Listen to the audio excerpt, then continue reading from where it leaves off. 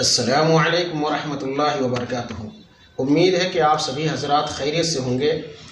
بہت سے احباب نے ایک مسئلہ معلوم کیا تھا کہ مرد حضرات کے لیے سونے اور چاندی کی انگوٹھی پہننے کا کیا حکم ہے، جائز ہے شرعی طور پر یا جائز نہیں ہے۔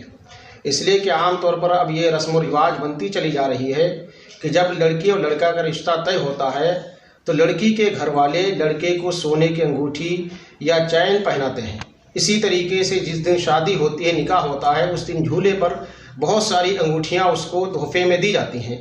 تو کیا یہ جائز ہے شرعی طور پر یا جائز نہیں ہے؟ جواباً عرض یہ ہے کہ مردوں کے لیے سونے کی انگوٹھی پہننا قطعاً جائز نہیں ہے، چاہے سونے کی انگوٹھی ہو یا سونے کی چین ہو یا کوئی اور چیز ہو، سونے کی کوئی بھی چیز پہننا مردوں کے لیے جائز نہیں ہے۔ بخاری شریف کی روایت ہے کہ رسول اللہ صلی اللہ علیہ وسلم نے ارشاد فرمایا کہ میری امت کے مردوں کے اوپر سونا اور ریشم یہ دونوں حرام کر دیے گئے ہیں۔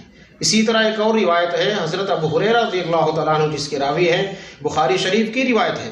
حضرت ابو ہریرہ رضی اللہ تعالیٰ عنہ فرماتے ہیں کہ رسول اللہ صلی اللہ علیہ وسلم نے سونے کی انگوٹھی پہننے سے مردوں کو منع فرمایا ہے۔